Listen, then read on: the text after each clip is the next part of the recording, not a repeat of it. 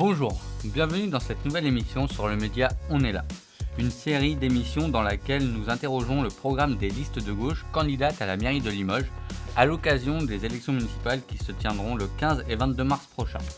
Nous remercions le bar Les Limogés de nous mettre à disposition le lieu pour tourner cet entretien. Donc cette émission est diffusée sur YouTube, mais est aussi disponible en audio sur SoundCloud. Le lien est dans la description. Je précise que nous ne sommes pas journalistes et que mener des interviews n'est pas notre métier. Ceci dit, nous ferons de notre mieux pour poser les bonnes questions et rendre cette émission la plus intéressante possible. Pour cette troisième interview, nous recevons la liste Limoges Front Populaire, une des deux listes d'union de la gauche qui regroupe la France Insoumise, les écologistes et Génération.s. Pour représenter cette liste, nous recevons Damien Maudet, donc tête de liste. Vous êtes député de la France Insoumise de la première circonscription de la Haute-Vienne depuis 2022. Voulez-vous compléter votre présentation ? Limougeot depuis mes 17 ans. Quoi dire de plus ? Engagé sur des questions notamment de santé, mais aussi pour les pompiers, contre la précarité, et tout un tas d'autres sujets, l'agriculture, la justice sociale. Enfin voilà, je ne vais pas être beaucoup plus long. Très bien.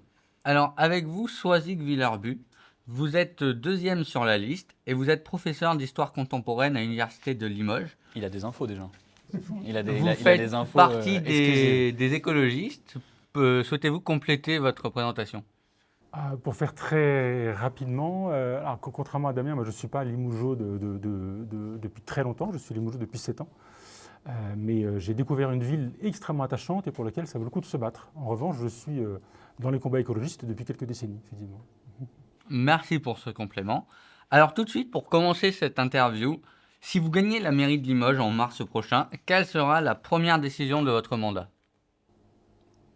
Vas-y, pas de souci. Non, mais je pense que il y en a sans doute beaucoup. La question, c'est comment on fait pour changer la vie des Limougeaux rapidement. Il y a plusieurs choses. Nous, c'est vrai que une des premières, on avait pensé aux fournitures scolaires, la gratuité des fournitures scolaires dès la rentrée 2026 pour permettre tout de suite à certains parents de pouvoir souffler. Je pense qu'aussi, une des décisions, à mon avis, c'est de remettre aussi de la concertation dans la ville. Aujourd'hui, il y a plusieurs sujets qui se posent, que ce soit sur les transports en commun, avec le BHNS, avec des sujets de grandes infrastructures. Je pense qu'on a un intérêt à très rapidement remettre à plat. En fait, aujourd'hui, on a une ville qui a une municipalité qui a beaucoup fonctionné toute seule. C'est-à-dire qui a concerté, mais elle-même, avec ses élus, et qui est très peu allée voir la population. Et je pense qu'un des premiers enjeux, c'est de discuter à la fois, par exemple, dans le centre-ville, avec les commerçants, les habitants, pour savoir qu'est-ce qu'on a envie de faire du centre-ville pour les 6 prochaines années. Sur les transports, à mon avis, c'est pareil. Et puis moi, j'y vois un autre point, c'est aussi très rapidement de réunir les agents de la ville pour qu'on puisse avoir une discussion, les agents de la ville, voire de la métropole aussi, une discussion sur quel cap on va se donner sur les prochaines années, leur dire qu'on est une ville qui leur refait confiance, qui va les respecter, les employeurs qui vont aussi les respecter, on leur refait confiance, on va leur redonner, on va essayer de faire en sorte que pour celles et ceux qui ont pu perdre du sens à leur travail, on va essayer de redonner du sens. Donc voilà, de réunir tout le monde pour dire qu'on a été élus, c'est un premier pas. Maintenant, c'est comment tous ensemble on fixe un cap pour changer, à la fois changer la ville, mais surtout améliorer et faciliter le quotidien des Limougeois. Alors, très bien. Donc, votre mesure nous permet d'embrayer sur le premier thème de notre entretien. Parce que justement, on voulait parler de ce rôle que les habitants et les habitantes de Limoges peuvent jouer dans les prises de décision qui les concernent. Du coup, d'abord, cette notion de démocratie participative, on en parle, mais qu'est-ce qu'elle évoque pour vous ? Je te laisse du coup. Oui, pour nous, alors pour les écologistes, elle est très claire, hein, c'est au cœur de notre programme et je dirais que depuis que le parti existe dans les années 80, on a mis ça au cœur de nos préoccupations. C'est appliqué dans les villes où on est aux manettes. Hein. À Grenoble, par exemple, les choses sont très claires. Les citoyens ont le droit d'interpellation au conseil municipal. Les référendums populaires existent, les initiatives populaires existent. Donc nous, on n'a aucun problème là-dessus. Ça fait partie des choses qu'il faut effectivement changer sur Limoges parce que, comme l'a très bien dit Damien, la ville a été abîmée là, par 12 ans de mandat et on a comme objectif de passer d'une logique de mépris des habitants à une logique de participation des habitantes et des habitants. Ça, c'est très clair, évidemment. Et dans notre programme, tout cela est parfaitement expliqué en appliquant en fait, les principes des 3 parties qui sont les composantes de notre liste. Je pense qu'un point aussi, moi je suis tout à fait en phase avec ce que vient de dire Soisic, je pense qu'il y a un point aussi, c'est que va-t-il rester après nous ? Et ça pose sur plusieurs sujets, un sujet environnemental, social, sanitaire, etc., mais aussi sur le point de vue démocratique. Je pense qu'aujourd'hui, c'est bizarre de dire ça, mais on a un intérêt à montrer à nos concitoyens que la démocratie, elle fonctionne, qu'elle peut être aussi vecteur d'évolution dans la vie du quotidien, parce qu'on a eu trop d'élus depuis des années qui, une fois qu'ils sont élus, ne respectent pas leurs promesses, et ça abîme la démocratie. Et nous, l'enjeu qu'on a avec la démocratie, je pense participative aussi, c'est de faire en sorte que même après nous, que de ce mandat aussi soit resté pour les gens une confiance en la démocratie, en disant bah oui, quand je participe, en fait, ça a été utile, ça a permis de faire avancer telle ou telle chose dans mon quartier, dans ma rue, dans ma ville. Et ça, c'est important pour le temps long, quoi, que les gens se disent bah oui, je reprends confiance en la démocratie. Je pense qu'un des points, pardon, après je te laisse, mais par exemple le fait qu'on veuille faire un conseil des sages, par exemple, comme ça se fait dans d'autres villes, pour faire participer aussi les aînés qui, à mon sens, dans la ville, ne sont pas assez entendus, ou alors un conseil municipal de la jeunesse, comme l'avait fait Guingouin juste après 45, pour faire participer tous les jeunes à la ville et qu'en fait chacun puisse avoir son mot à dire sur les évolutions dans la ville, parce que des fois on a le sentiment que voilà, on a des élus qui pensent qu'ils peuvent tout gérer tout seuls, avoir les bonnes idées tout seuls, alors qu'en fait aujourd'hui il y a plein d'habitantes et d'habitants qui peuvent être dévoués, mais il suffit de leur demander et de les faire participer activement. Alors très bien, du coup, quelle forme et quels moyens sous quelle forme cela se manifesterait?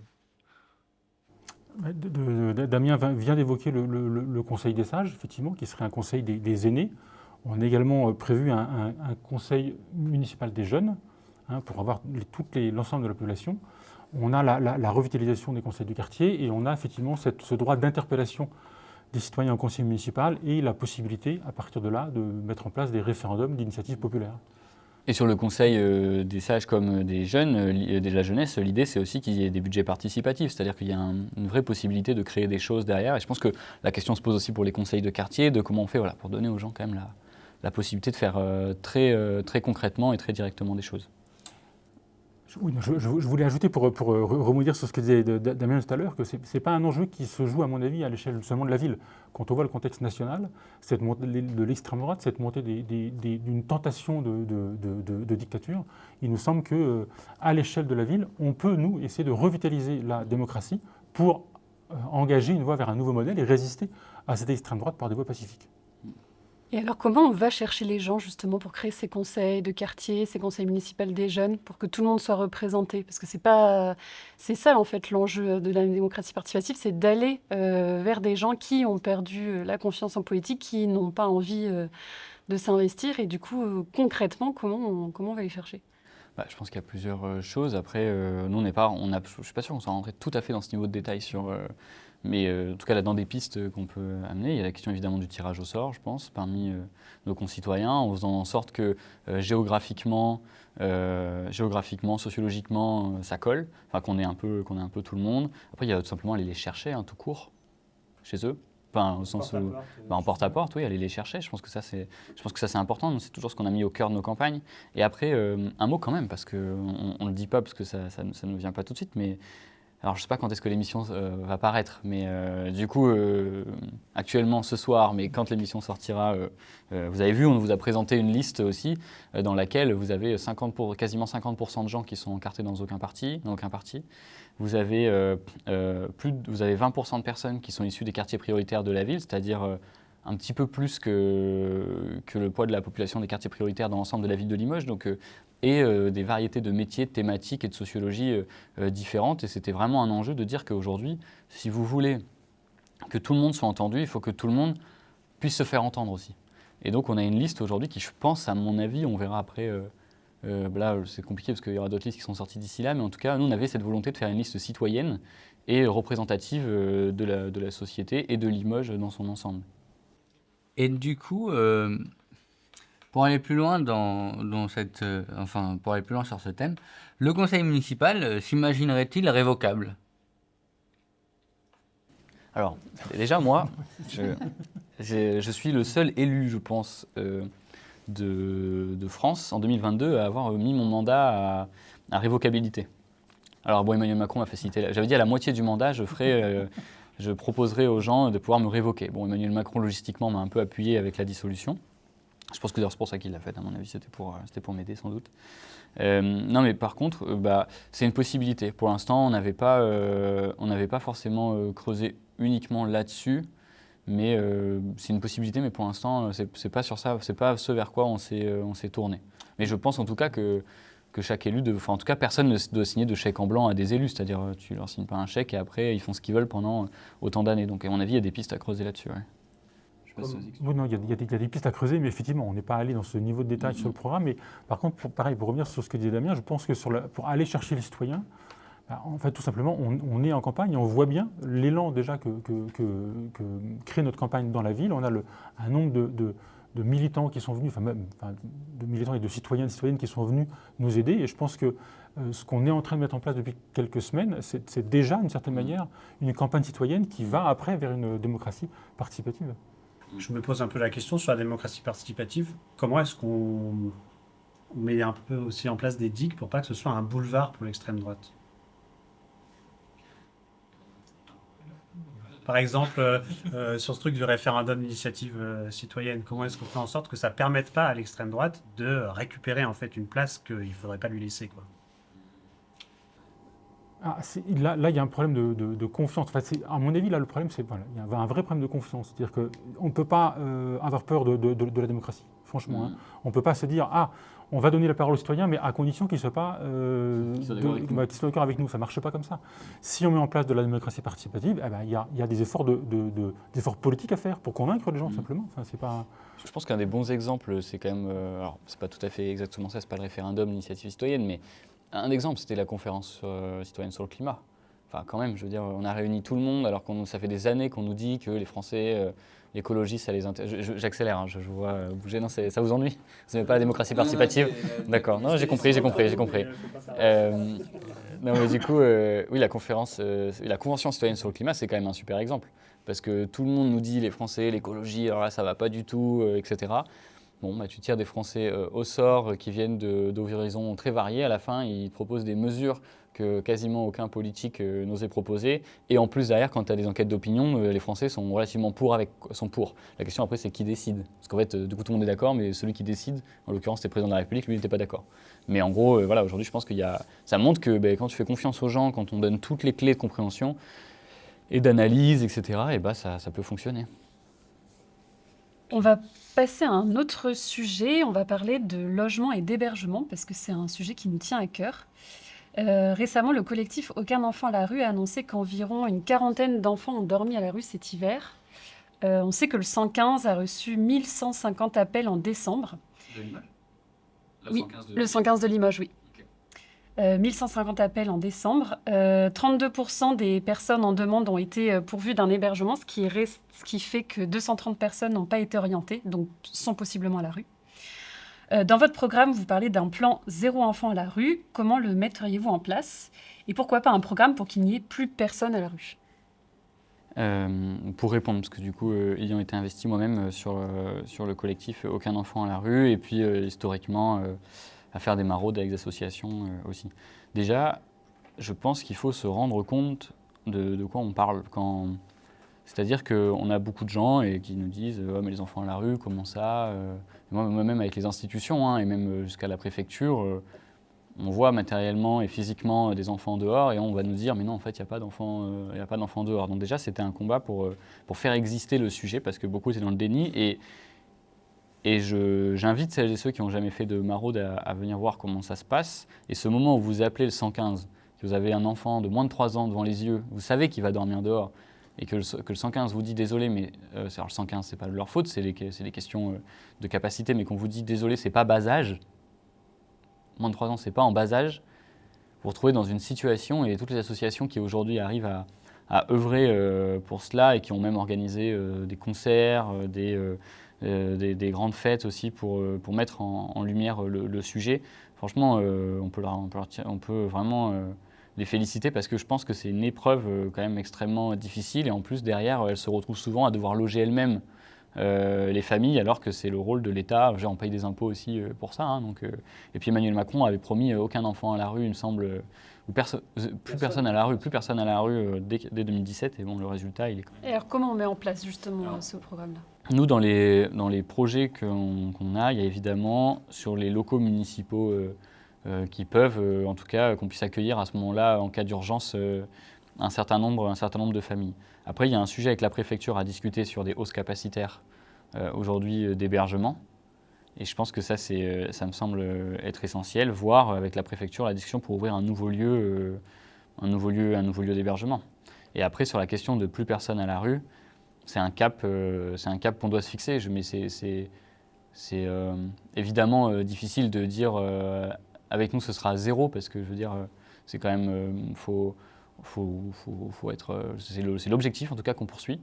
Mais c'est un peu comment dire ça, c'est un peu j'aimerais que ce soit ça, mais ce serait un peu délicat de dire 0 parce que je sais pas ce qui peut arriver, etc. Et en tout cas nous c'est le but qu'on poursuit. Moi j'étais alors après peut-être que je suis pas un pragmatique, j'en sais rien, mais j'ai toujours eu cette difficulté-là, des fois, quand que ce soit à Limoges ou dans d'autres villes, que tu te balades, c'est vrai que de voir autant de gens qui dorment dehors, des fois je me disais, quand j'étais peut-être plus jeune, je me disais, franchement, mais quand tu es maire d'une ville et que tu vas te coucher le soir et que tu vois autant de gens dehors, tu dois te dire, mais il y a quand même un problème, quoi. Qu'est-ce qu'on n'a pas fait qu'est-ce qu'on devrait faire pour leur permettre un hébergement. Après, je pense aussi qu'il y a un rôle à jouer avec les associations, à mon avis, alors sans leur déléguer les missions. En fait, le souci, c'est que la préfecture, c'est les missions de l'État, qui les délègue à oui et non. Enfin, en fait, ils disent on s'en fiche. Et puis, en fait, aujourd'hui, enfin, s'en fiche, c'est pas exactement ça, mais en tout cas, aujourd'hui, on a quand même un ministère et un gouvernement qui n'est pas très au fait. Je pense en tout cas et donc, c'est un peu délégué vers les mairies qui décident de faire quelque chose ou pas. Bon, alors pour la mairie de Limoges, ils ont clairement dit qu'ils ne feraient rien. Mais je pense, et nous l'idée c'est pas de déléguer aux assos après derrière, mais en tout cas il peut y avoir un travail dans ce sens-là. C'est-à-dire que beaucoup vont dire ah mais vous vous rendez compte, on va pas pouvoir faire tout ça. Je pense déjà qu'il faut travailler en concertation avec les associations qui bossent sur le sujet, qui peut-être elles seraient en mesure de vouloir aider la commune à organiser toute cette solidarité-là. Et je pense qu'il y a beaucoup à faire en ce sens-là, et que si on arrive aujourd'hui à mettre ensemble les associations, qu'on met les moyens qu'il faut, je suis persuadé qu'on peut réussir à faire de belles choses et à avoir un maximum de gens qui n'aient pas à dormir dehors. Et d'autant plus que quand même cette question du toit, parce que pour les gens qui s'imaginent en se disant ah mais bon, parce qu'on entend des fois des choses qui sont pas acceptables, de dire ah mais ils ont qu'à se débrouiller, ils ont qu'à trouver un boulot, etc. Mais franchement, quand votre préoccupation première la journée, c'est de savoir si cette nuit vous allez dormir, vous allez pouvoir avoir un toit, ou est-ce que vous allez passer la nuit à vous poser des questions, si vous n'allez pas vous faire agresser parce que vous dormez dehors, si vous n'allez pas vous faire dépouiller parce que vous êtes dehors, si vous allez réussir à avoir assez chaud, ça ne peut pas marcher. Et il faut faire comprendre aussi aux personnes qui peut-être ont quelques prénotions et clichés sur le sujet que tant qu'il n'y aura pas l'assurance d'avoir un toit pour les personnes qui sont dehors, c'est impossible de faire en sorte qu'ils puissent socialiser et je veux dire, s'intégrer à la société, c'est pas tout à fait le terme, mais en tout cas qu'ils puissent trouver un emploi, etc. Enfin, ce que d'autres pourraient imaginer comme étant s'insérer dans la société, c'est impossible. Si vous êtes en instinct de survie toute la journée à savoir comment je vais manger et comment je vais faire pour dormir, vous ne pouvez pas penser à autre chose, à savoir trouver un travail, etc., etc. Si on revient un petit peu sur votre programme, donc si je résume, donc effectivement, vous avez dit que vous laisseriez éventuellement des locaux municipaux, en tout cas des biens municipaux à disposition. Vous n'êtes sûrement pas sans savoir qu'une proposition de loi a été examinée le 12 février pour donner au maire le pouvoir de réquisition de logements et de locaux vacants. Est-ce que vous en servirez? Est-ce que ce serait la réquisition de logements vacants? Est-ce que ce serait une piste que vous aimeriez explorer? Mais, c'est que la loi sauf erreur, je crois que la loi ne le permet pas. Justement, elle n'a pas été votée, la loi. Non, elle n'a pas été votée, ouais. Mais si, est-ce que c'est quelque chose que vous pourriez envisager? On est favorable à cette loi-là. Hein. C'est la loi proposée par les écologistes. On y est, à mon avis, on y est favorable. Après, je pense que dans un premier temps, enfin moi je l'aurais votée si elle était passée, mais elle n'est pas passée en fait. C'est la niche parlementaire des écologistes non, je suis sûr, elle n'est pas passée. Je me serais quand même souvenu si on l'avait.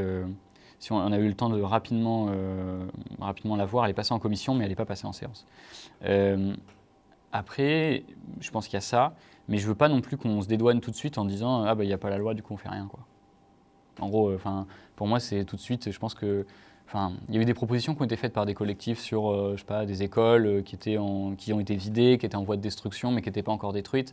Ou peut-être on aurait pu loger quelques personnes en urgence, voir avec la préfecture s'il n'y avait pas moyen d'assurer la sécurité aussi autour de ça. Donc en tout cas, ce que je veux dire, c'est qu'il faut les moyens législatifs, etc. Mais il ne faut pas attendre les moyens législatifs pour agir, quoi. Donc là, nous nous sommes concentrés dans un premier temps sur les situations d'urgence, d'hébergement d'urgence. Mais dès lors qu'on a un hébergement, on n'est pas sans savoir que des aléas de la vie peuvent nous faire perdre ce logement en question. Donc la municipalité envisage-t-elle des mesures pour renforcer, par exemple, la socialisation du logement, ou alors encore des plafonnements de loyer. Par socialisation du logement, on entend, par exemple, acheter du foncier pour ne pas avoir de spéculation sur l'habitat. Tu veux que j'aille ou tu... Ok. Alors, il y a quand même, je sais pas si... là, j'ai un problème de chiffre. Il faudrait voir à quel point la ville elle est concernée par toutes ces hausses de loyer, même si je pense que voilà, aujourd'hui, il y a clairement, quand on fait l'analyse des dépenses des ménages, la dépense le logement, c'est ce qui a explosé, et par exemple la nourriture, c'est ce qui a baissé. Ce que vous retrouvez aujourd'hui, ça veut dire que le logement coûte de plus en plus, et que par exemple c'est la nourriture qui a baissé sur le temps long. Sur le plafond, il faudrait regarder l'arsenal législatif exact que l'on a. En tout cas, pour ce qui est aujourd'hui, est-ce que la ville peut prendre des locaux et faire ses propres logements, notamment avec les bailleurs sociaux, en gros, c'est ça. Hein. Pas que, il y a aussi les organismes de foncières solidaires, trucs comme ça. Nous, on y est plutôt favorable. En plus, à Limoges, il y a quand même un sujet de beaucoup de locaux en très mauvais état. Donc, s'ils sont en vente et qu'il peut y avoir une préemption avec une foncière pour le faire, oui.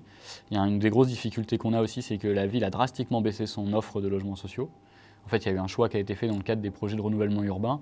Limoges est une des rares villes qui a décidé, quand vous faites des plans de renouvellement urbain, c'est-à-dire les destructions qu'on voit dans les quartiers, quand vous êtes dans une zone dite pas tendue, pour le commun des mortels, ça veut dire que vous avez 3 mois de préavis quand vous êtes dans un non meublé, la ville pouvait décider de détruire 2 logements et de n'en construire qu'un.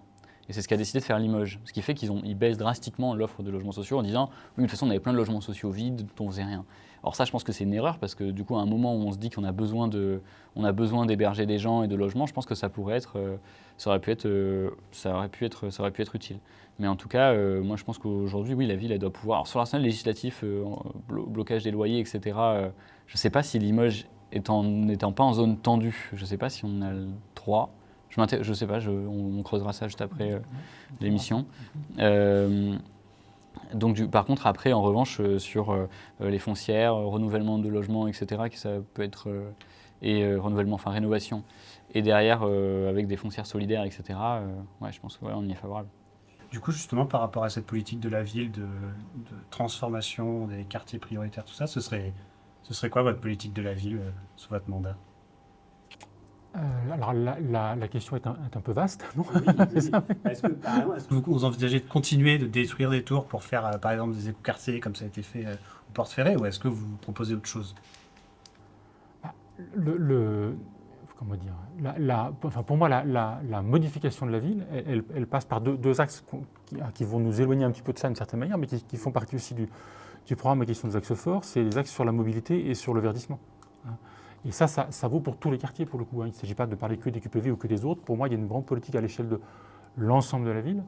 Et ça, l'urbanisme de Limoges, il est très en retard. Enfin, de toute façon, sur à peu près tous les sujets, Limoges a accumulé un retard énorme. Quand on compare Limoges avec toutes les villes de la même taille, à peu près des mêmes gabarits en France, ce qui est frappant, mais pour tout le monde, c'est le retard accumulé par Limoges en termes d'urbanisme, de transport et de verdissement. Et ce politique-là, ce sont des politiques qui profitent à toutes et à tous. Ce sont aussi des politiques sociales, évidemment. On a fait la semaine dernière un porte-à-porte à Bellevue. Ce qui était frappant, c'est à la fois l'état du bâti, mais aussi l'état de l'environnement du bâti.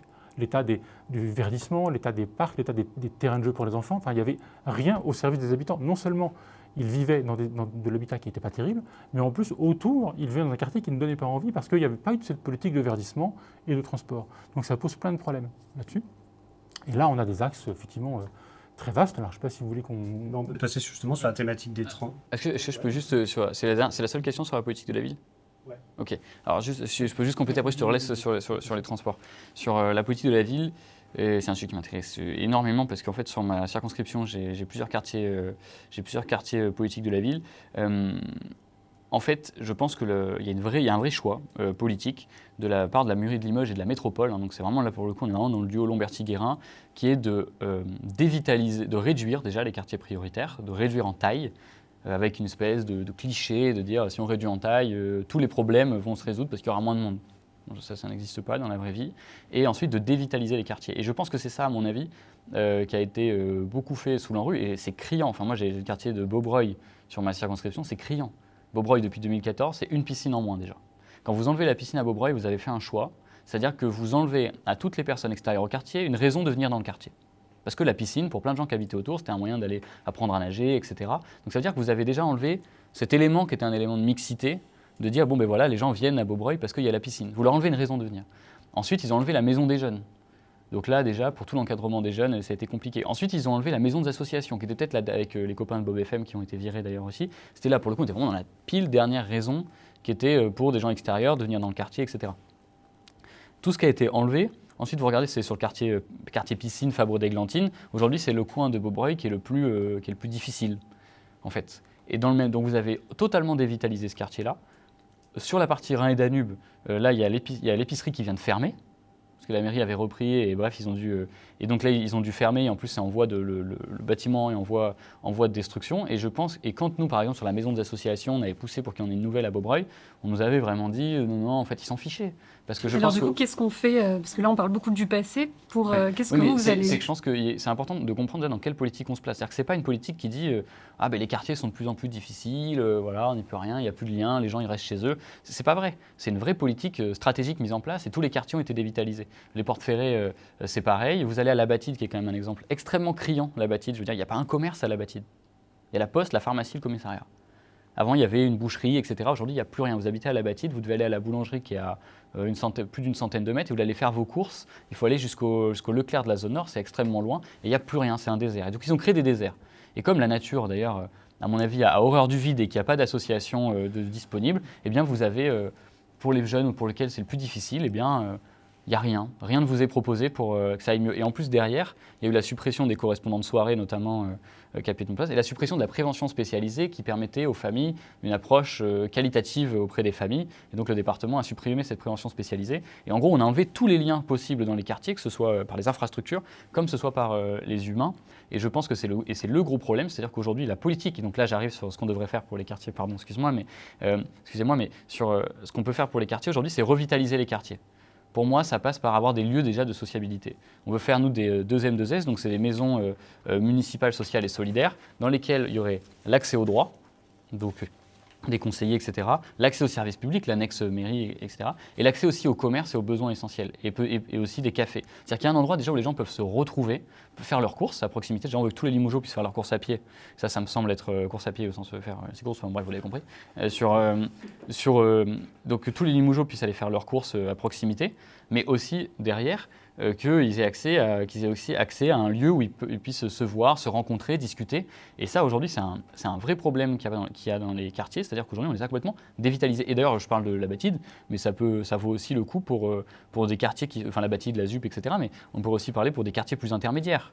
Je veux dire, aujourd'hui, Général Leclerc pourrait être un sujet aussi là-dessus, Aristide Briand, qui sont des quartiers aussi qui se dévitalisent au fur et à mesure. Et donc, cette absence en fait, il y a une espèce de croyance qui veut dire on va faire des cités dortoirs, et à côté, on aura un centre-ville dynamique, et voilà, les gens, ils iront dans le centre-ville. Mais ça, c'est totalement faux. Il faut qu'on crée aujourd'hui des espaces de sociabilité au cœur des quartiers, parce que les quartiers ont beaucoup vécu. Et nous, on a fait un questionnaire, on a fait passer 500 questionnaires dans le quartier de Beaubreuil pour leur poser une question sur l'ANRU, sur les renouvellements urbains. Les réponses, c'est quoi ? C'est que quand vous avez des gens qui sont là depuis plus de 10 ans, ils vous disent « j'adore mon quartier, mais il s'est transformé et il n'y a plus rien ». Quand vous avez des gens qui sont là depuis moins de 10 ans, ils vous disent « oula, Beaubreuil, c'est quand même un quartier un peu compliqué parce qu'eux, ils n'ont connu que ça, que le monde est vitalisé ». Par contre, tous ceux qui étaient là depuis longtemps, des fois il y avait 3 générations à Beaubreuil, eux, ils vous disent « bon, bah oui, c'est quand même un super quartier, c'est familial, etc. C'est dommage qu'on nous détruise en gros tous les espaces où les familles et les amis peuvent se rencontrer. » Nous comprenons que voilà, la politique de la ville sera un axe majeur auquel vous tenez sur votre mandature. Si on peut synthétiser voilà, vous avez développé les raisons. Maintenant, on va passer à un troisième thème, donc celui de la police municipale. Ah, il n'y a pas les transports du coup ? En fait, Non, mais c'est pas. comme derrière le... Oui, on y arrive. Oui, on y arrive. Bien sûr. Pour faire des transitions. C'est-à-dire que vous nous offriez la transition et puis finalement elle s'est décalée un peu, donc on revient sur notre grille normale. Donc la police municipale. Alors Limoges, d'ici fin 2026, comptera 350 caméras de surveillance, en tout cas à en croire le Vivre à Limoges de janvier 2026. Donc face au développement des caméras de surveillance, quelle ligne souhaitez-vous prendre et quel rôle doit avoir la police municipale? D'accord, tu feras les transports du coup. La question, vous pouvez aller au bout, du coup, c'est que sur les caméras de surveillance ou vous voulez qu'on parle de manière générale? Quel rôle doit avoir la police municipale? Bon, mais déjà, en fait, du coup, c'est bien, ça tire le fil de ce dont j'étais en train de parler. Je pense que la police municipale, elle doit avoir un rôle, à mon avis, évident de proximité. On doit avoir une police de proximité aujourd'hui. Une police de proximité, ça veut dire qu'elle est énormément sollicitée sur les aspects de prévention, de lien avec les habitants, de connaître les acteurs d'un territoire, d'un quartier, de la ville, parce que c'est aussi un centre-ville, avec une équipe aussi de médiation qui vont venir à la rencontre aussi des gens, des habitants, etc. L'enjeu, à mon avis, c'est à la fois de faire un lien, d'avoir une discussion avec les gens, de créer du lien avec les habitants, éviter qu'il y ait des plus jeunes qui puissent tomber parfois dans la délinquance. Et aussi, en cas de besoin d'intervention de la police nationale, eh bien qu'il y ait une police qui, par sa connaissance du terrain, est capable de donner aussi des éléments à la police nationale en disant voilà, on connaît bien le secteur, on peut vous expliquer, on a discuté, on sait, on connaît tous les sujets du secteur, les personnes, etc. Et ça, je pense que c'est à mon avis important. Je reviens sur la question de la discussion et de la médiation, qui à mon avis, du coup, quand je parlais de la prévention spécialisée, je pense que c'est pas très loin, mais c'est pas tout à fait un sujet sécuritaire. Mais le fait d'avoir pour moi déjà des médiateurs aussi qui vont venir et qui doivent faire partie, à mon avis, de la direction de la sécurité, d'avoir des médiateurs, de faire le retour des correspondants de soirée, c'est ramener de la proximité auprès des gens et que, y compris à des endroits, en fait, la police nationale elle est beaucoup plus sur les interventions et je pense que sur la police municipale, voilà, c'est beaucoup plus dans prévention, proximité, médiation. Après, elle peut aussi faire les interventions, mais en tout cas, l'enjeu, c'est comment elle est en appui des missions aussi de police nationale. Et pour être en appui, son rôle, du fait aussi qu'elle soit municipale, c'est d'avoir, à mon avis, un lien avec les populations. Je viens sur un point. Alors, c'est évidemment pas que la police municipale et la médiation qui peut faire ça, mais quand il y avait eu, à la Batide, il y avait eu un commissariat le commissariat avait été dégradé. Et sur place, le policier que je rencontre me dit le problème qu'on a aujourd'hui, c'est qu'on n'a plus personne qui arrive à parler avec les 15-20 ans. Il n'y a plus d'association, il n'y a plus rien. Donc en fait, on n'arrive pas à leur parler, on n'arrive pas à communiquer. Et lui, il venait de région parisienne, donc il disait moi en région parisienne, il y avait des îlots, îlotiers, il y en avait aussi à Limoges qui ont été supprimés par Sarkozy. Mais il y avait cette proximité-là qui faisait qu'on pouvait discuter avec les jeunes, éviter qu'ils tombent dans la délinquance, prévenir, etc. Et là, aujourd'hui, c'est plus le cas. Donc il faut recréer aujourd'hui quand même ce lien pour éviter qu'il y ait un certain nombre de personnes qui tombent aujourd'hui dans la délinquance. Mais c'est un sujet un peu annexe. Mais en tout cas, et puis aussi, après, sur la prévention spécialisée, aussi donner à tous les jeunes les moyens de s'en sortir et à tout le monde les moyens de s'en sortir. Ça veut dire quoi, peut-être là-dessus donner les moyens de s'en sortir ça veut dire qu'aujourd'hui, comment tu crées une rupture sociologique dans les parcours? C'est-à-dire qu'aujourd'hui, si tout ton environnement, tu as dans ton environnement, je sais pas, sans rentrer dans des clichés stupides, mais si dans ton environnement, tu peux avoir, il y a du trafic, etc., il y a de la précarité, et que tout te pousse aujourd'hui à aller à t'en rapprocher, est-ce que tu as des gens qui, dans ton environnement, viennent te dire « Attends, il y a peut-être autre chose, je vais te montrer autre chose. Peut-être, regarde, il y a une association, on peut faire aussi autre chose, je peux te faire découvrir d'autres trucs, regarde à l'école aussi ce qu'on peut faire, etc. » Je pense que c'est ça, c'est créer des ruptures dans certains parcours pour montrer qu'il y a aussi un autre avenir qui est possible pour un certain nombre de personnes, de jeunes, etc. Je pense que la médiation, elle doit aussi être faite, elle ne doit pas aussi être faite que... je ne veux pas rentrer dans un cliché de dire c'est quartier, etc. Ce n'est pas du tout mon propos. Ça peut être aussi en centre-ville, aux abords des écoles, aux abords des collèges, aux abords des lycées aussi. de faire qu'il y ait des missions de médiation qui soient mises en place pour discuter et pour qu'il y ait cette proximité voilà, entre la mairie aussi et les habitants.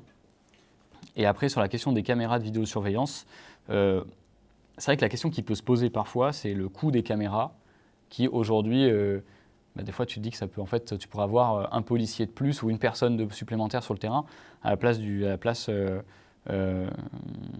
caméra. Donc ça, c'est un vrai sujet. Donc à mon avis, il faudra... Nous, là-dessus, on n'a pas de position ferme, c'est-à-dire qu'on ne va pas revenir sur... on n'a pas en tout cas de consensus pour revenir sur les caméras, etc., qui ont été installées.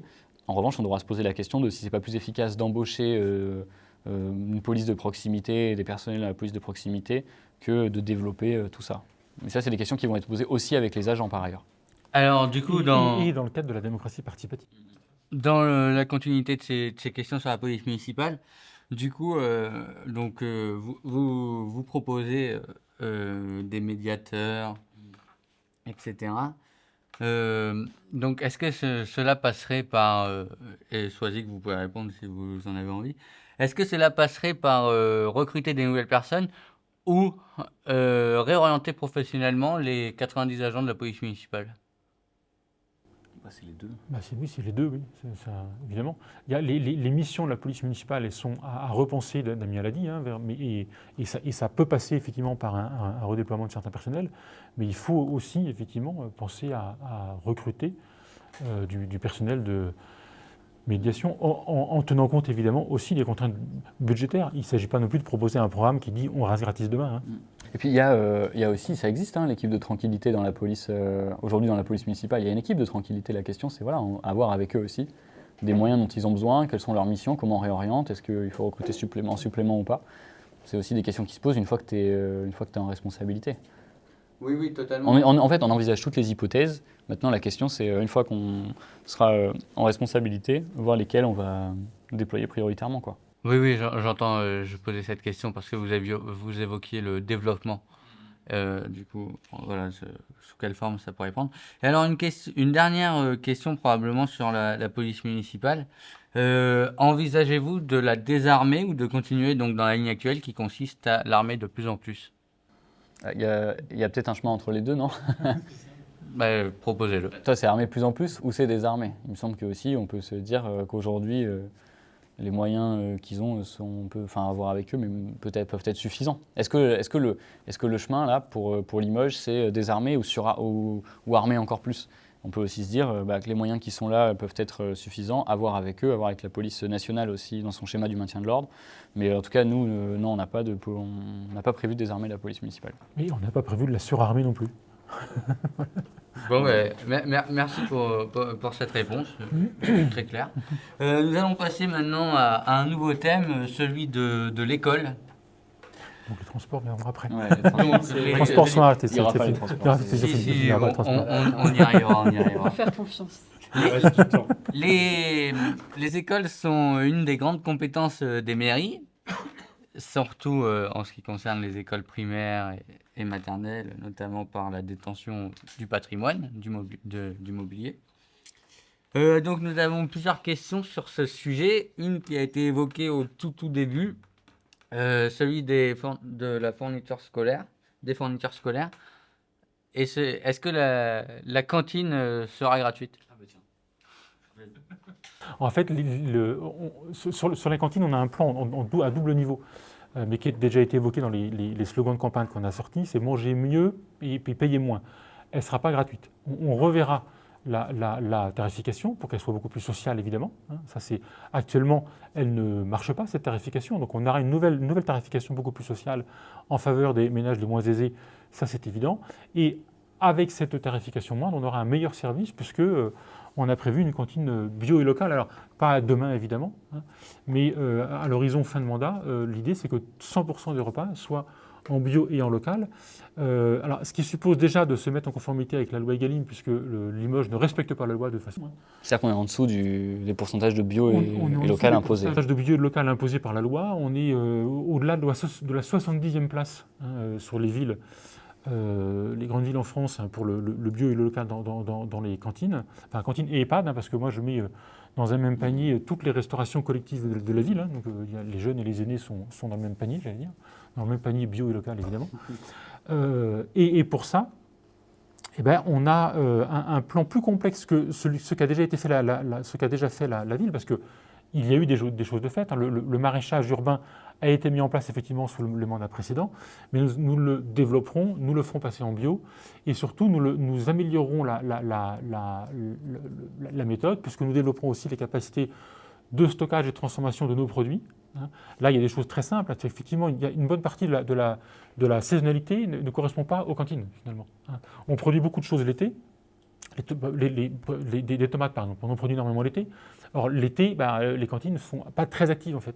Donc, il faut que la mairie développe ses propres capacités de stockage et de transformation pour que les tomates qu'elle produit l'été en régime municipal puissent être utilisées l'hiver, sous forme de coulis, par exemple, si on fait des lasagnes. Donc, il y a tout un chemin comme ça à améliorer en développant la régie municipale, en la faisant passer en bio au local et en développant transformation, stockage. Et en n'oubliant pas d'aller plus loin, parce qu'il ne s'agit pas de rentrer en concurrence avec tous les paysans de Haute-Vienne qui produisent également au bio local. Donc on a aussi comme ambition de commencer déjà à réfléchir aux nouveaux projets d'alimentation territoriale qui prendrait fin à partir de 2028, pour là travailler à l'échelle de la métropole et de même plus large, pour travailler sur les filières, y compris la filière pain, la filière d'élevage, à l'échelle du département, en travaillant avec le PNR, pour aboutir vraiment à un territoire nourricier pour l'ensemble de la population, et pas seulement pour les écoles aussi, quoi. Et c'est ça, être une capitale, la capitale de la Haute-Vienne et la capitale du Limousin aussi. Je pense qu'on oublie, c'est que Limoges, c'est la capitale du Limousin, c'est la capitale de la Haute-Vienne, et donc, de par ses choix économiques, ses choix politiques, elle peut aussi permettre à tous nos agriculteurs du Limousin et de la Haute-Vienne de vivre, d'avoir de meilleurs revenus, etc. D'ailleurs, c'est toujours...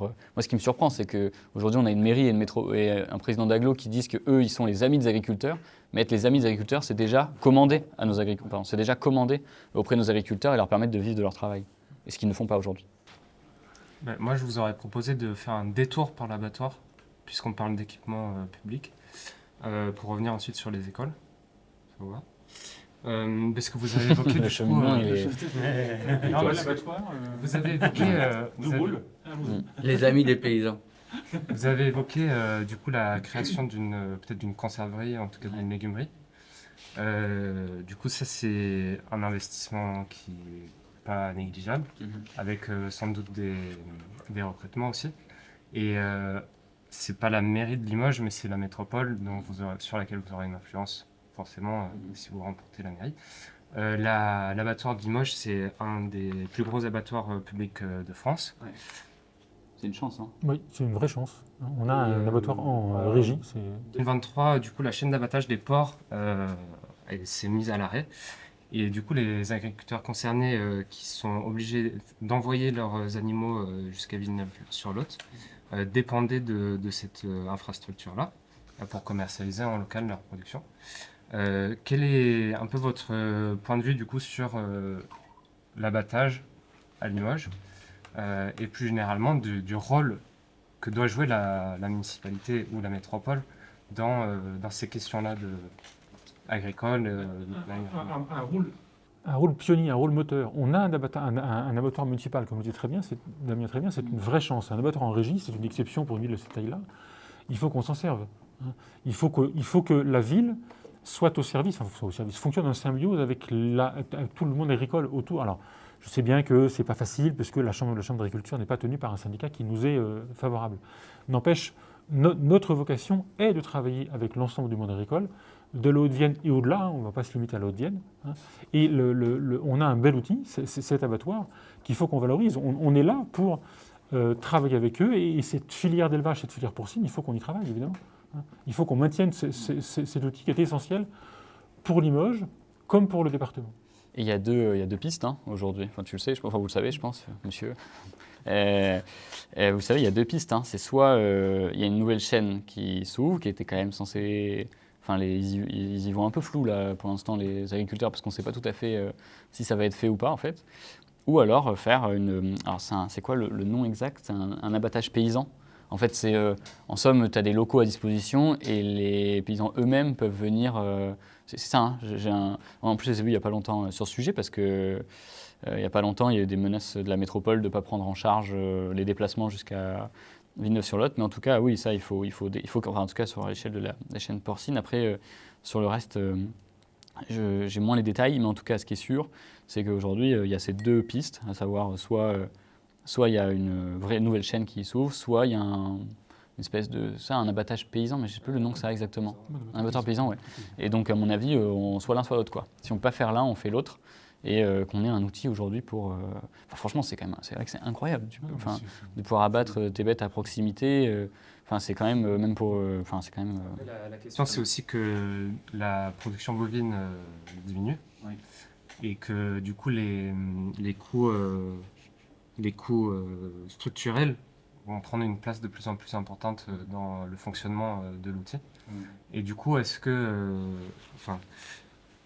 voilà, c'était un peu la question, c'était un peu ça, c'était le rôle que doit jouer la municipalité ou la métropole dans des outils comme ça. Et donc vous parliez de la conserverie. C'est vraiment la municipalité qui prend les devants et qui est motrice sur... Ah oui, là ça fait partie de notre programme, on est très, très clair là-dessus. On doit favoriser une symbiose, on va dire, entre Limoges et son territoire au sens large, pour nourrir à ses enfants, évidemment, hein, à premier échelon ses enfants, ses aînés, et puis après l'ensemble des habitants largement. Mais évidemment, les cantines, c'est pour le coup, parce qu'on est parti des cantines, ça fait partie. En fait, c'est vraiment un enjeu fondamental. Apprendre aux enfants, sensibiliser les enfants à la bonne nourriture, leur offrir une bonne nourriture, une alimentation saine et moins chère, évidemment. On peut peut-être revenir justement sur les écoles. Il y avait aussi une question sur la rénovation de ces infrastructures, notamment vis-à-vis du changement climatique. Est-ce que aujourd'hui, quelle est votre position sur la question ? Alors déjà, je ne sais pas qui peut avoir une autre position qu'il faut rénover les écoles. J'aimerais bien... ils sont audacieux, ceux qui te disent autre chose. Alors déjà, pour le coup, sur les écoles, je vais faire amende honorable vis-à-vis de la municipalité actuelle. Je pense sincèrement que ce n'est pas que de sa faute. Je pense que sincèrement, ils ont récupéré des écoles dans un état déplorable quand ils sont arrivés en responsabilité et que c'est connu, c'est une notoriété publique que les écoles étaient en très mauvais état à Limoges et qu'elles n'ont pas été rénovées pendant très longtemps. Donc il y a un gros travail à faire là-dessus. Ça passe par le plan... alors là où, par contre, évidemment, il y a des choses à reprocher. Alors, il y a la question en fait, il y a deux choses pour moi. Il y a la question, plan d'investissement, donc la rénovation au long terme, de comment tu rénoves toutes les écoles, comment tu fais aussi des choix financiers, c'est-à-dire que tu augmentes peut-être l'investissement sur une année au début pour faire en sorte que ce soit rénové plus vite, mais du coup, tu payes un peu plus au début. Mais c'est les économies que tu fais après sur le fonctionnement, parce qu'aujourd'hui, une école qui est rénovée en termes de coûts d'électricité, etc., c'est quand même aussi beaucoup d'économies. Donc ça, c'est rénover les écoles, c'est essentiel. Oui, alors, selon quel paradigme? Est-ce que vous envisagez une rupture dans le paradigme de la rénovation des écoles? Parce que justement, il y a une école emblématique à Limoges qui est Condorcet-Roussillon, qui pendant 10 ans a été rénovée à frais de millions d'euros, à grands frais donc. Et en fait, il s'avère qu'en juin dernier, elle s'est retrouvée fermée à cause de la canicule, comme les autres écoles qui n'ont pas été rénovées. Donc, comment on envisage la rénovation en garantissant la continuité des services publics? Ce que vous dites, c'est qu'en fait, les écoles, elles ont été rénovées, mais en gros, ça ne suffit pas. Mais ce que je dis, c'est que... Ou alors c'est pendant, parce qu'elle était en travaux. Non, elles ont été rénovées. Ah oui, donc c'est pas tout à fait une question de continuité de service public, parce que, en gros, la question, si ça avait été pendant les travaux, comment on fait pour les maintenir ouverts, c'est pas ça le sujet, du coup. Non, là, c'est que cette école s'est retrouvée, comme les autres écoles de la municipalité, fermées. Oui, comme la Batide, à Blanchot, c'est pareil. Dû aux grandes chaleurs. Ouais. Mais cette école a été rénovée pendant 10 ans. Ouais. Donc, est-ce que le programme de rénovation... Enfin voilà, la question sous-jacente, c'est de savoir est-ce qu'il y a une rupture dans la manière de concevoir les rénovations. Moi, je suis pas technicien, donc je peux pas vous dire aujourd'hui. Oui, en fait, on va mettre tel produit qui va tel matériau qui vont faire ça. Par contre, si la question inverse, parce que si je prends le contre-pied, c'est ne faisons rien de toute façon, ça change rien. Bah non, ça ne peut pas être ça. Donc la question aujourd'hui, c'est que, parce qu'on peut prendre cet exemple, peut-être qu'il y a effectivement un moment donné où il y a des si fortes chaleurs que même des écoles rénovées peuvent être en difficulté. Par contre, ce qui est sûr, c'est que si elles sont toutes rénovées, il y a moins de chances qu'on se retrouve dans cette situation-là, avec à la fois des écoles extrêmement froides. Je veux dire, il y a des écoles où il fait 13 degrés l'hiver, au début de l'hiver. Vous allez aussi aux Homérides, par exemple, vous avez une école où les profs vous disent qu'ils ne peuvent même pas mettre une punaise dans le mur parce qu'il y a de l'amiante. Donc en fait, ils ne peuvent même pas mettre une punaise dans le mur. Donc je pense qu'il y a un gros boulot à faire. Alors après, peut-être que ça ne suffit pas toujours. C'est vrai que des fois, tu peux avoir des si fortes chaleurs que ça ne suffit pas, mais je pense quand même que dans un plan de rénovation, c'est sûr que tu limites les risques, c'est sûr que tu limites les coûts de fonctionnement en termes d'énergie, etc. Donc déjà, il y a un truc, c'est d'accélérer aujourd'hui la rénovation.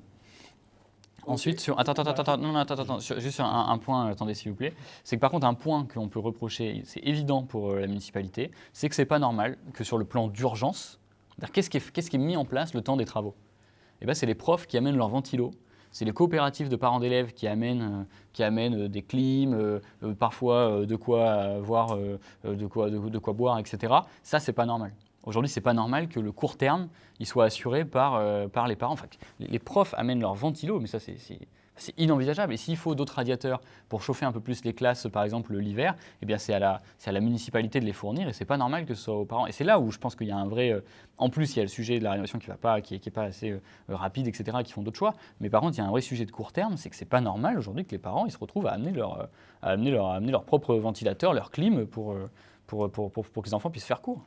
J'ajoute qu'une école, c'est pas seulement des bâtiments, parce qu'une école, c'est un tout, ce sont aussi des espaces extérieurs et qu'on a aussi un programme de végétalisation des cours d'école en entrant dans le dispositif Oasis pour avoir des cours avec de la terre, des arbres, des bosquets, des plantes, qui font aussi à la fois îlot de fraîcheur et sensibilisation des enfants à la nature, aux espaces naturels, etc. Il y a aussi des espaces d'une vertu pédagogique à ces cours végétales, évidemment. Très bien, merci pour ces réponses sur l'école. J'aurais aimé aborder, j'aurais aimé aborder la... Alors il n'y a pas de montage, c'est du direct. Comment ça, il n'y a pas de montage? J'aurais aimé aborder rapidement, si vous allez... Attends, on a du temps, il reste une demi-heure. Si vous allez... Les transports. Oui, il y a quand même les transports. Si vous allez satisfaire les revendications des ATSEM que vous avez rencontrés, le collectif d'ATSEM. Donc s'il y a le temps, on reviendra sur cette question un peu plus tard dans l'entretien. Là, on va passer sur la thématique des transports. Alors, donc, gros sujet. Le premier, ça va être de faire un peu un petit état des lieux. Donc il y a le baromètre vélo qui a bon, c'est la troisième fois que j'explique, donc les gens qui ont écouté toutes les émissions vont commencer à comprendre, qui est donc un baromètre national qui donne la cyclabilité des villes. Et donc Limoges en 2021 a eu la même note qu'en 2025, donc pas d'amélioration du tout. On est la 35e ville sur 37 parmi les villes de 100 000 habitants. Qu'est-ce que c'est vos mesures pour rendre la ville de Limoges cyclable et accessible à toutes et tous? Alors, plutôt que de parler de transport, je parlerai de mobilité, parce que ça permet d'avoir une vision plus systémique de la chose. Les mobilités, c'est un droit, c'est parfois une obligation, et ça doit être un plaisir. Voilà. Pour tout le monde, pour tous les quartiers de la ville, absolument. Et si on parle de mobilité, on réfléchit vraiment en termes de système, alors que si on parle de transport, on va se focaliser sur certains moyens de transport, comme notamment les bus. Or, il faut penser en termes de système. Vous avez évoqué les pistes cyclables, évidemment. Moi, je pense au bus, je pense aux pistes cyclables, au vélo, je pense à la marche et je pense aux voitures. Il faut penser tout ça en même temps. Donc, comment vous articulez tout ça? Comment on articule? En fait, il faut repenser la ville en fonction de ces systèmes-là. On peut les prendre un par un. Là, vous évoquiez les pistes cyclables. Et effectivement, le bilan de Limoges est effroyable de ce point de vue-là. Pareil, si on compare avec les villes de même taille, vous l'avez dit, c'est effroyable. Et souvent, longtemps, les municipalités ont dit, mais à Limoges, c'est pas possible. La morphologie urbaine fait qu'on ne peut pas faire de vélo à Limoges, ce qui quand même m'étonne, moi qui suis tout le temps à vélo, donc je ne comprends pas. Sportive aussi. Oui, mais n'empêche, je suis quand même tout le temps à vélo. Bon. Et un vélo qui n'est pas électrique. Donc là, mais si on part de ce principe-là, il y a des pistes cyclables à Limoges, mais qui sont très mal faites, d'abord en nombre très, très largement insuffisant, et ensuite très mal faites. Et même aujourd'hui, quand la municipalité rénove sa voirie, soit elle ne met pas de piste cyclable, soit elle en met de manière tellement absurde. Je prends deux exemples très rapides, même trois exemples rapidement. La rue de Beaupuy, qui vient d'être terminée il y a 15 jours, là. En fait, elle a été terminée, entièrement rénovée. Alors, elle est très verte, c'est très bien, mais il y avait la place à mettre une piste cyclable. La mairie ne l'a pas faite et est donc dans l'illégalité. La rue du Pont-Saint-Martial, je ne sais pas si vous avez essayé de la prendre, la rue du Pont-Saint-Martial qui vient juste d'être faite aussi il y a quelques mois, donc une rue qui est très en pente, qui descend vers le pont, qui a été refaite. Elle est en sens unique pour les voitures dans le sens de la montée. On peut la prendre à vélo dans le sens de la descente, c'est marqué, il y a des panneaux. Mais essayez, en fait, il n'y a pas la place. En fait, si vous avez une voiture qui monte, vous êtes obligé de rouler sur le trottoir. Voilà.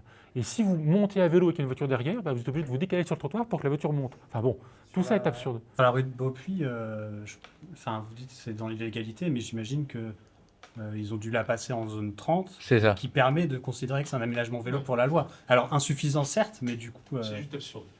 Et de même que la piste cyclable qui vient d'être faite entre Ventoux et Cornillac, on va dire, certes, ils ont fait il y a un bel espace cyclable. La voie verte, vous voulez dire, la voie verte qui est partagée avec les piétons, alors qu'en fait, il faudrait aussi partager avec les voitures. Et donc est-ce que ça veut dire par exemple récupérer une voie de route En fait, il y a moyen effectivement d'abord de multiplier les pistes cyclables et surtout d'aller vers un partage de la chaussée. Il ne s'agit pas, attention, il ne s'agit pas d'exclure les automobilistes du plan urbain, ce n'est pas du tout notre objectif. Il s'agit d'aller vers un partage de l'espace. Voilà. Et ça, effectivement, ça passe par une nouvelle pensée de la politique de la ville. Et effectivement, nous réfléchirons à un plan cyclable beaucoup plus large que ce qu'il est actuellement pour un partage de l'espace urbain. Et les choses se passeront bien. Je veux dire, les choses se passent bien dans toutes les villes où c'est fait. Il n'y a pas de raison qu'à Limoges, ça se passe moins bien qu'ailleurs. Est-ce que le Vélo a proposé justement un projet d'aménagement cyclable sur toute la métropole? Ça s'appelle le réseau Vélo Limoges. Est-ce que ça vous semble être un objectif C'est une base de travail. Je ne dis pas qu'on va appliquer le plan comme ça demain de cette association, mais évidemment, on a sur notre liste des gens qui sont très investis sur cette question cyclable, et nous irons vers un plan cyclable, évidemment.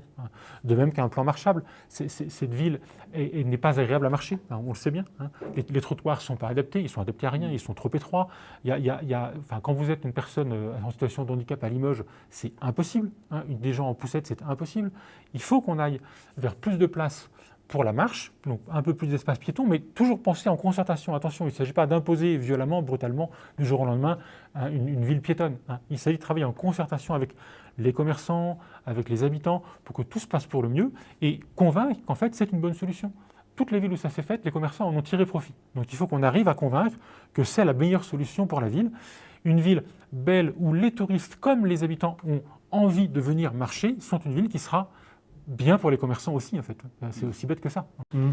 D'ailleurs, les commerçants pensent souvent à tort que la majorité de leurs clients viennent en voiture. Oui, et en fait, les chiffres montrent que c'est l'inverse. La majorité des clients viennent à pied. Donc il faut qu'ils puissent venir avec plaisir à pied dans la ville. Du coup, par rapport justement à ce partage de la chaussée, il y a un projet de tram-train Limousin, dont on a parlé sur la chaîne récemment, qui permet justement de réutiliser l'infrastructure ferroviaire pour créer du transport urbain à la manière d'un tramway, mais en prenant encore plus large, donc 60 km à la ronde. Est-ce que c'est un projet dans lequel vous mettrez des moyens, dans lequel vous envisagez d'investir beaucoup de moyens justement, parce que ça paraît assez bien combiné tous ces... Je demandais la parole parce que déjà, Limoges peut avoir, si elle le souhaite, en fait c'est des projets de RER métropolitain, c'était une décision gouvernementale, votée dans la loi. Limoges peut y avoir accès pour une seule raison, c'est parce que Manon Meunier, députée de la Haute-Vienne, elle a fait voter un amendement qui permettait à toutes les communautés urbaines d'y avoir accès, parce que sinon c'était que les grandes métropoles. Donc déjà, si aujourd'hui notre ville peut l'avoir, c'est grâce à l'amendement de Manon Meunier, donc députée de la Haute-Vienne, qui a permis au territoire de pouvoir postuler à ça, et défendu par moi-même. Mais bon, je pense que c'était le fond de l'amendement qui a plus été voté que la défense. Ou alors ils ont eu pitié de moi et ils l'ont voté. Mais donc déjà il y a ça. Et se dire que c'est lunaire, parce que la députée de la Haute-Vienne le fait voter, l'autre député de la Haute-Vienne le défend, mais rien. En Nouvelle-Aquitaine, seul Biarritz, seul Bordeaux ont postulé pour avoir ces RER métropolitains. Pour l'instant, on n'est pas en... Non, parce que la métropole et la région, ils ont chômé.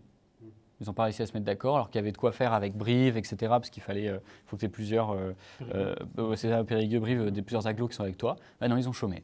Donc là, maintenant, la métropole a signé une convention avec Tram-Train, évidemment. À 6 mois des élections, il se passe beaucoup de choses. Mais du coup...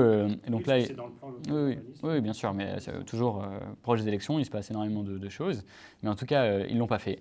Donc oui, ça devient, je pense... En fait, le fait on pourrait penser d'avoir des haltes ferroviaires... En fait, En gros, alors ça demande des investissements, mais il y a un plan national qui existe. C'est-à-dire que le gouvernement, si tu es dans ces projets-là, tu as des moyens qui te sont alloués pour le faire, et c'est dommage d'avoir loupé ça. C'est dommage d'autant plus que, par exemple, on a la gare Montjoly, où tu as du coup une voie ferrée aussi qui passe vers la ZUP, etc. Et qui pourrait, là tu pourrais avoir des haltes, tu pourrais avoir des haltes au Palais, le maire du Palais à la Bâtide, etc. Exactement.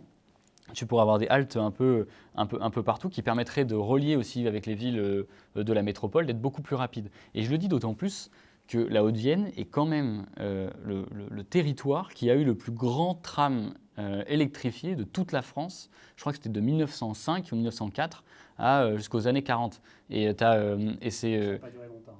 Ouais, ça n'a pas duré longtemps. Bon, après, il y a eu une guerre aussi. Hein, mais du coup, il y a... Et la voiture qui arrive. Oui, c'est aussi parce qu'il y a la place de la voiture. Mais donc il y a un super livre qui s'appelle Drôle de tram, que je vous encourage à aller voir, qui raconte toute une histoire autour de ce tram-là, et de se dire que voilà, la Haute-Vienne avait le plus grand tram, et ça desservait jusqu'à la Dordogne, je crois, si je ne dis pas de bêtises. Donc c'est dingue de se dire, parce que des fois on nous dit, quelqu'un m'a dit l'autre jour, le tram c'est pas possible parce qu'à Limoges ça monte. Oui, enfin d'accord, sauf qu'entre 1904 à peu près, hein, je crois que c'est là le tram, et 2026, je ne crois pas que Limoges d'un coup, qu'on a eu, que les côtes se soient formées entre les deux. J'en sais rien, peut-être je dis une bêtise, mais je ne crois pas.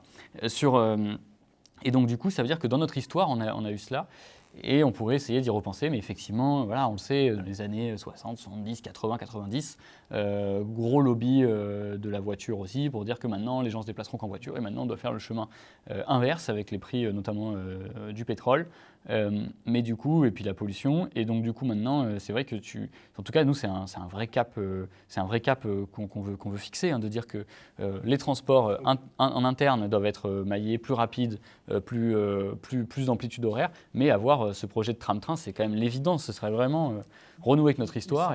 Ça recoupe ce qu'on disait tout à l'heure sur Limoges et son département et sa région. Limoges doit être une ville à la hauteur de son département, et que ce soit pour les zones agricoles ou les transports, doit vivre en symbiose avec l'ensemble du département et au-delà. Donc, est-ce qu'on peut imaginer, par exemple, que dans ce premier mandat-là, ce soit inscrire au CPER, donc le contrat plan État-région, le tram-train Limousin, pour y mettre les moyens Oui. Ok.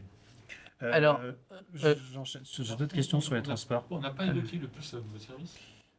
Oui, Ouais, oui, alors, j'allais y arriver, moi. Ok, bon, vas-y, allez. En fait, j'allais arriver à cette question parce que sur votre site, on voit, sur le site de campagne, on voit dans un premier temps l'achat de nouveaux bus, et après le recrutement de nouvelles personnes pour conduire ces bus.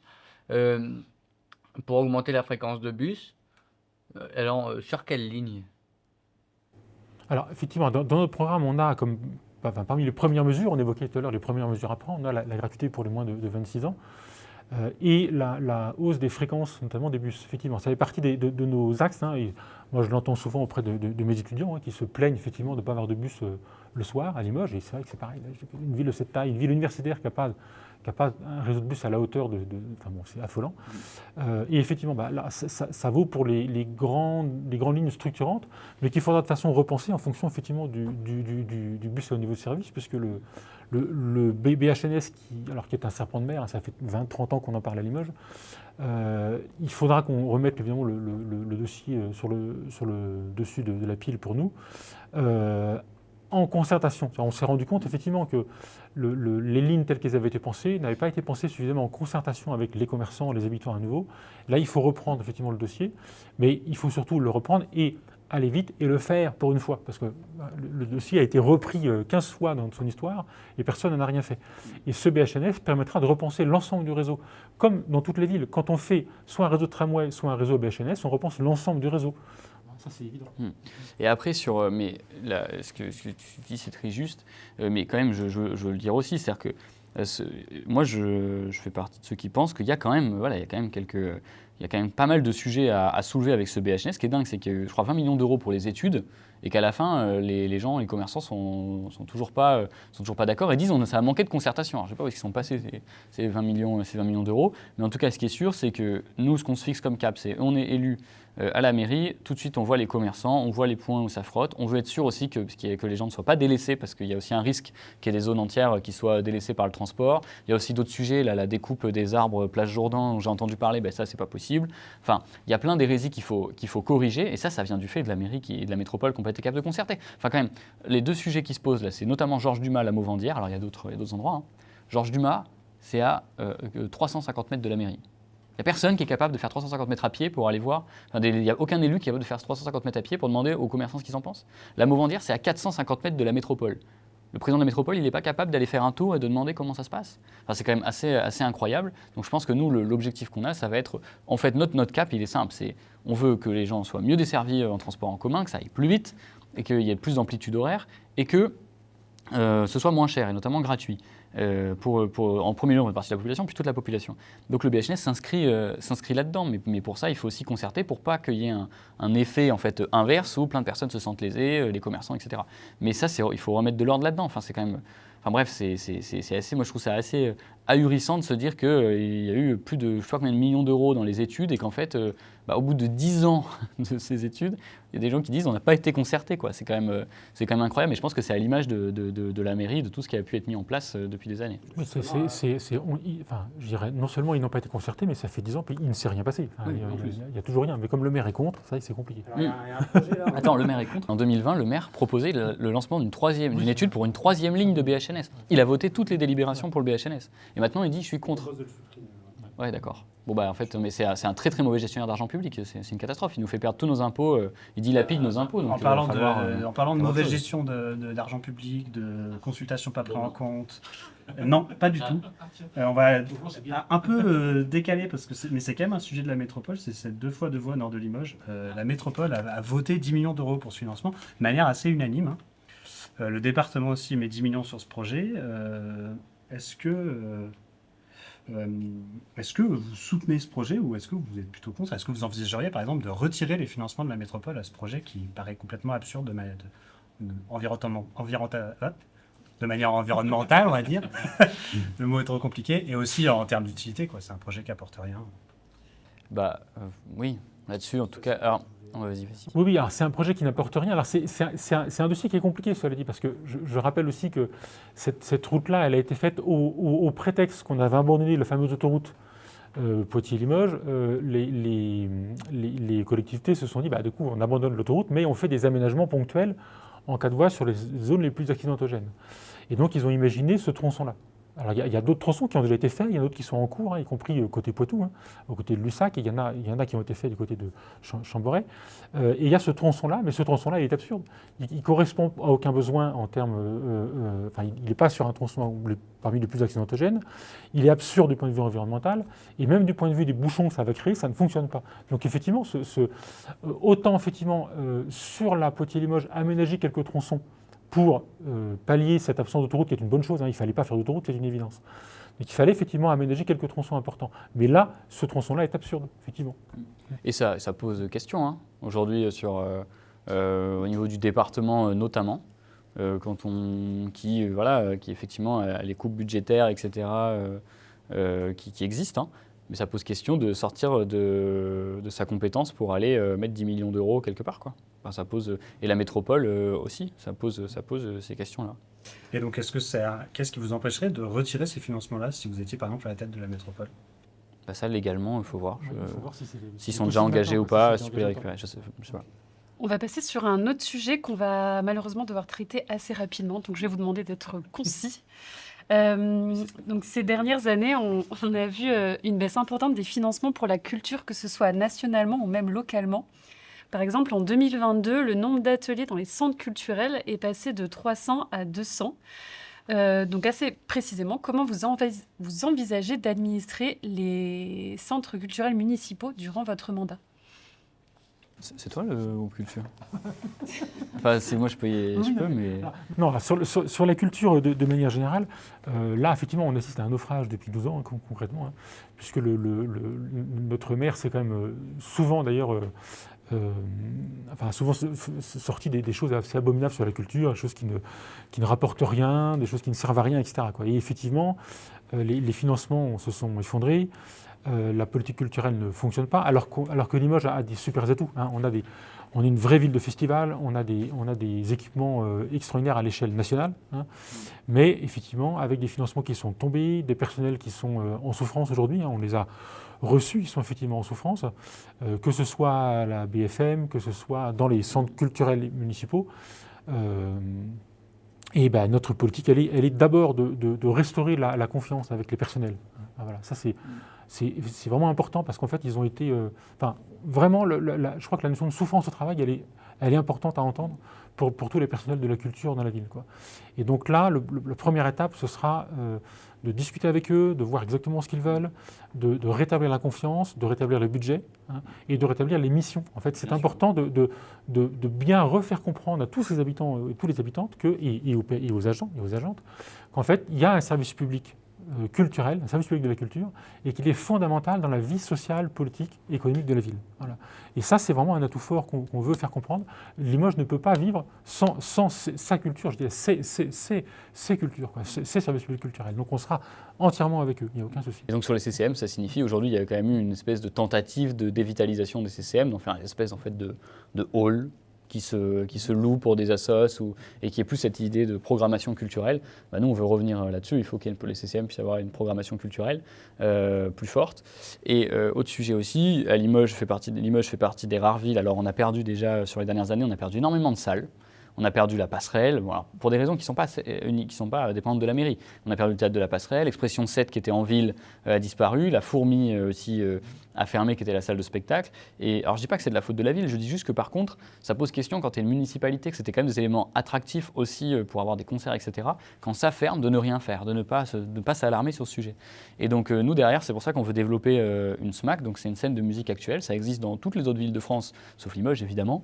Et donc aujourd'hui, ça permet d'avoir une salle avec des associations qui vont aussi entamer une programmation culturelle, qui sont un vrai tremplin aussi pour nos artistes, et parce qu'on manque aussi de ce type de salle de taille intermédiaire sur du 150-200 personnes qui permettrait à plein d'artistes de faire leur spectacle, etc., que ce soit un vrai tremplin avec une programmation aussi. Alors, artistes, spectacle, effectivement, mais on a aussi une politique sur quand on dit la culture, c'est vraiment tous les secteurs culturels. Effectivement, il faut des salles pour le spectacle vivant, mais il faut aussi des salles pour les arts visuels, il faut des salles pour les plasticiens, des salles pour les photographes, il faut des salles pour tous les secteurs de la culture, à la fois des salles de pratique et d'exposition de leurs travaux. Limoges, c'est une ville créative, et nous, on veut que ce soit aussi une ville de créateurs et de créatrices. C'est-à-dire qu'aujourd'hui, quand vous avez des personnes qui font de l'art plastique, ils vous disent, à part à Landouge, il n'y a pas d'autres locaux pour faire ça, pour exposer. Le pavillon du Vergerier, c'est très compliqué à réserver. Donc aujourd'hui, c'est aussi ce sujet-là, comment on est une vraie ville de créateurs et de créatrices, quoi. C'est-à-dire qu'il y a quelques ateliers par-ci par-là, mais il faut qu'il y ait une vraie politique dans ce sens-là. Et d'ailleurs, c'est une politique qui fera aussi venir notamment des personnes l'été, peut-être sur les questions avec des circuits touristiques, etc., autour de nos savoir-faire. Et ça, je pense que c'est très important. Il ne faut pas le voir que de l'œil culturel, c'est aussi tout un aspect économique, ville attractive, et ça compte. Et plus largement, comment on soutient aussi les associations qui font vivre Limoges parce qu'on a vu aussi des baisses de subventions, des locaux associatifs qui se perdent. Donc, est-ce que vous avez des projets de maisons des associations Non, mais oui, on a un projet de maison d'association. La question, c'est où est-ce qu'on va le faire. On a plusieurs pistes en tête. Donc oui, maison d'association, c'est évident, mais ne serait-ce qu'en fait pour assurer En fait, ce qui se passe, c'est quand même qu'il y a la maison des assos de Beaubreuil qui a fermé, mais il y avait aussi une zone où il y avait plein de locaux d'association. C'était vers les anciens locaux de la Poste. Et je ne sais pas où ça en est exactement tout ça, mais en tout cas, ça faisait qu'il y avait beaucoup d'assos qui se retrouvaient un peu du jour au lendemain sans locaux. Donc déjà, il faut permettre aux assos d'avoir des lieux pérennes. Parce que quand j'en parlais avec la mairie, ils me disaient oui, mais à Beaubreuil, ils peuvent louer des salles s'ils veulent. Mais c'est quand même pas pareil de pouvoir louer des salles et d'avoir un endroit où tu peux poser tes affaires durablement. Ensuite, donc ça, oui, il faut ouvrir ça. Il y a une aide logistique à apporter aussi aux assos. Les salles qui redeviennent évidemment gratuites. Il y a une facilitation de la vie aux associations. Je veux dire, aujourd'hui, vous voulez organiser une fête des voisins dans un quartier à Limoges, mais il faut voir le bazar que c'est, quoi. C'est impossible. Vous voulez même organiser un 14 juillet, enfin, je sais de quoi je parle. C'est impossible, quoi. La mairie ne fait que vous mettre des bâtons dans les roues. Donc, il faut aussi que la mairie, elle facilite la vie. Je veux dire, il y a des festivals, il y a des gens qui aimeraient faire des animations culturelles, etc. dans la ville, mais facilitons-leur la vie. Si vous voulez le faire, faites-le et qu'on puisse aussi aider financièrement également, mais déjà une aide aussi logistique en facilitant la vie. Et il y avait un autre point que je voulais dire aussi. La transparence des subventions. Ah oui, voilà, exactement. Et qu'on mette de la transparence dans les subventions. Pourquoi une asso attend qu'on fasse une grille? Et ça, c'est une demande même d'associations qui ont beaucoup de financement. Notamment les assos sportifs qui ont pas mal de financement, qui nous le disent qu'une grille, ce serait pas mal. Je crois qu'à Brive, il y en a une, et ça permet d'avoir cela. Et il y avait un autre sujet, c'est augmenter aussi le nombre de salles. Alors on va pas construire des salles partout, mais par contre, il y a une question de le conservatoire, est-ce qu'il n'y a pas des moments où on pourrait mettre à disposition des salles pour que s'il y a des gens qui ont une petite compagnie de théâtre, etc., ils puissent l'utiliser, etc. Et après, il y a, en termes d'assos, il y a les assos sportives aussi dont on pourrait parler, qu'on aimerait avec les assos contractualiser pour qu'il y ait des éducateurs sportifs qui puissent faire le tour des assos pour que certains clubs puissent revivre. Les infrastructures sportives, évidemment, aussi. Quand vous voyez qu'au Val, ils n'ont pas de vestiaire, l'équipe de foot, c'est quand même un scandale. Et après, j'avais, je sais plus. Ah oui, et si, il y a le pass asso, que les jeunes puissent avoir une aide pour adhérer à une association aussi. Ah oui, alors c'est quoi cette aide, le passeport là et le pass culture En fait, à la base, on avait mis. Non, Oui, on a mis pass asso, pass culture, mais passeport, pass culture. En fait, le passeport a été réintroduit par l'État. Il avait été supprimé grâce à une belle bataille parlementaire. C'est pas pour me jeter des fleurs du tout, parce que c'est pas moi qui étais enfin voilà, comme d'autres, on a plusieurs politiques de plusieurs bords ont poussé dans ce sens-là, et donc ça a été réintroduit par l'État. Donc nous, on voulait compenser, mais une fois que c'est réintroduit dans le programme, du coup, on a dit, comme on voulait faire une aide à l'adhésion à des assos culturels, mais il y a déjà aussi le pass culture qui existe à l'échelle de l'État, il y a la passerelle aussi à l'échelle de la municipalité. Là, on s'est dit, on fait un pass asso, on le reformule, qui est une aide à l'adhésion. On arrive à la fin de cette interview, mais peut-être avant, est-ce que vous voulez aborder un thème qu'on n'a pas abordé rapidement, en 2-3 minutes?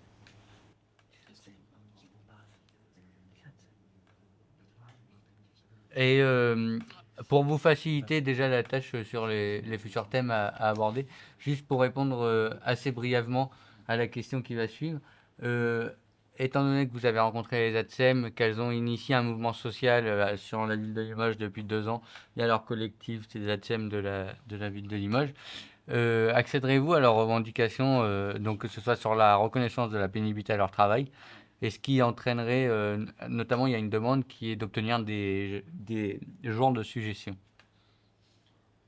Nous, sur la lutte des ATSEM, donc on était avec elles, évidemment. Et oui, tout cela doit être... En fait, la question doit être étudiée. Enfin, je veux dire, oui, on va aller dans ce sens-là et le faire. La question, c'est plutôt... Il faut voir avec elles dès qu'on aura la municipalité en termes de financement, etc. Mais oui, l'objectif, c'est d'aller vers cela, sans aucun doute. Ça pose la question aussi des agents en général. Et j'aimerais aussi qu'on envoie un message aux agents qui est « le bazar, c'est terminé ». En fait, on va remettre de l'ordre aujourd'hui dans la municipalité et à la métropole pour que les agents soient respectés. Je veux dire, c'est pas normal. Aujourd'hui, on a quand même 3 élus qui sont mis en examen pour harcèlement moral, quand c'est pas sexuel pour l'un d'eux. Et même, il y en a un 4e qui est lui, qui est entendu par la justice pour du harcèlement sexuel. Et ça, c'est pas tolérable que ces agents-là, que ces élus-là soient encore adjoints à des fonctions où ils ont des agents dont ils peuvent s'occuper.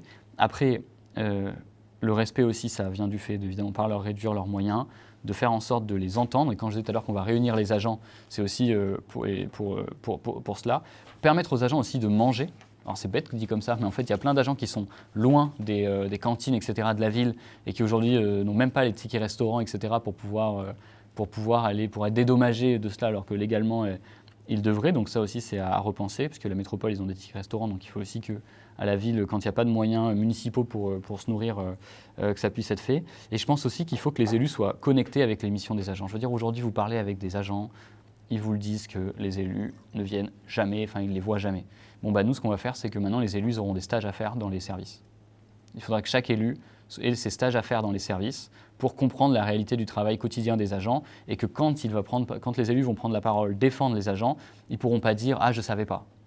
Ils savent. Et donc, ils devront faire aussi en conséquence, c'est-à-dire les respecter. Mais moi, aujourd'hui, la ville de Limoges a beaucoup d'agents, c'est une chance. Il y a aussi tout un tas, les agents vous disent qu'il y a tout un tas de missions qui sont déléguées à du privé, alors que parfois, ils pourraient le faire eux-mêmes.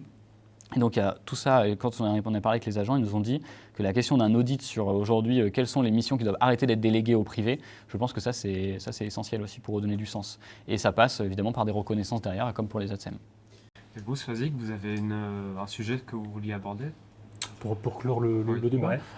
J'aurais envie de rebondir sur la partie culture et la partie création pour dire qu'en fait, ce qui manque aussi dans cette ville, c'est effectivement la visibilité de la création et sur le temps long. On est une ville de création, de toute façon, sur le temps long. On est une ville de la porcelaine, on est une ville des émaux, la ville des arts du feu, la ville depuis très longtemps, effectivement, de belles institutions culturelles, et on a besoin d'espaces et d'institutions qui, en ville, permettent de le montrer, à la fois pour que les habitants, les habitantes, et il s'agit bien de tous les quartiers, en soient fiers, et pour que la ville, effectivement, soit attractive. Et donc là, on aura aussi une politique de patrimoine, de guide touristique, de parcours touristique, et sur tous les sujets, que ce soit sur Limoges ouvrier, sur Limoges rural, parce qu'en fait, le territoire de... Moi, ce qui me frappe à Limoges, et je reviens sur le côté paysan aussi, c'est à quel point le territoire de Limoges est vaste et comprend aussi des espaces ruraux. Il y a une histoire rurale. Je crois qu'il faut qu'on